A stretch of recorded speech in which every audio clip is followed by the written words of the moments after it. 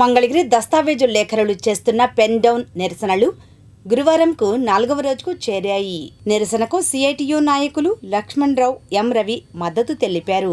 అనంతరం వారు మాట్లాడారు.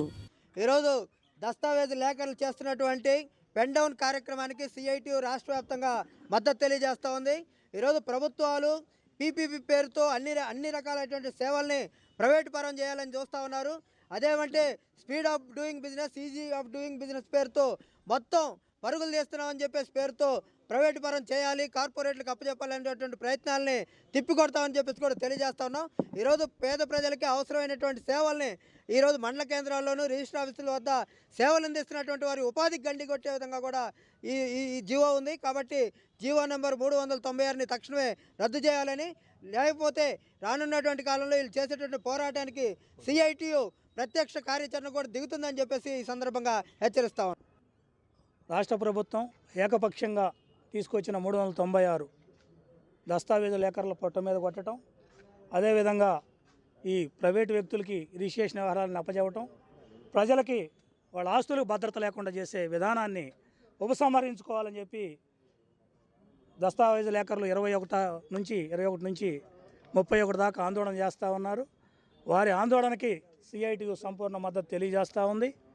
ప్రభుత్వం ఇప్పటికైనా ఈ ప్రైవేటు మోజు నుంచి బయటకు వచ్చి వాళ్ళు ఏమైతే అడుగుతూ ఉన్నారో న్యాయమైన డిమాండ్ 396 రద్దు చేయమని చెప్పి, వాళ్ళు పొట్ట కొట్టొద్దని చెప్పి దాన్ని వెనక్కి తీసుకోవాలని చెప్పి మేము కోరుతా ఉన్నాం. ఈ ప్రభుత్వం ఇది ఒక రిజిస్ట్రేషన్స్, భూములు దీని గురించే కాదు, అన్నిటిలో ప్రైవేటీకరణకి వైపు చాలా వేగంగా పరుగులు ఎడతా ఉంది. ఈరోజు మున్సిపాలిటీలో కూడా 975, 673 జీవోలు తీసుకొచ్చి 14 పౌర సేవలని 123 మున్సిపాలిటీల్లో ప్రైవేటు పరం చేస్తూ జీవోలు తీసుకొచ్చారు. ఇది రేపు యూజర్ ఛార్జీల పేరుతో ప్రజల మీద భారం పడబోతూ ఉంది. అక్కడ పనిచేసే మున్సిపల్ రంగంలో పనిచేసే ఉద్యోగులకి, కార్మికులకి భద్రత లేకుండా పోబోతూ ఉంది. అట్లా ఒక రంగం కాదు, అందరికీ భద్రత లేకుండా చేస్తూ ఉంది, అందరికీ భయాందోళన కల్పిస్తూ ఉంది. మొత్తం ప్రైవేటు మోజు వైపు, కార్పొరేట్ల వైపు ఈ ప్రభుత్వం పరిగెట్టడం ఆపి చిత్రామయ్య గారు దస్తావేజు లేఖరు కానీ చేశారు. తర్వాత మా నాన్నగారు మందరపు వెంకట సుబ్బారావు గారు దస్తావేజు లేఖరు కానీ చేశారు. తర్వాత నేను చేస్తున్నాను అండి. మేము మొత్తం వారసత్వంగా వచ్చిన వాళ్ళమేనండి. ఇది మామూలుగా మీరు చెప్పేది పాస్పోర్ట్ విధానం అంటున్నారండి. కానీ మొన్న ఒక డాక్యుమెంట్ చూశానండి, అది 1932లో మా తాతగారు రాసిన డాక్యుమెంట్. ఆ డాక్యుమెంట్ తీసుకొని మొన్న వస్తే వాళ్ళ తాత ఆయన కొనుక్కుని ఆయన చనిపోయాడు, వాళ్ళ అబ్బాయి చనిపోయాడు. ఆ ఫ్యామిలీ నెంబర్ సర్టిఫికేట్ అన్నీ తీసుకొని ఎవరైతే ఉన్నారో ఆ వంశవృక్షం తీసుకొని వాళ్ళందరినీ జాయిన్ చేసి ఆ డాక్యుమెంట్ని మళ్ళీ వాళ్ళ అబ్బాయికి గిఫ్ట్గా రాసామండి.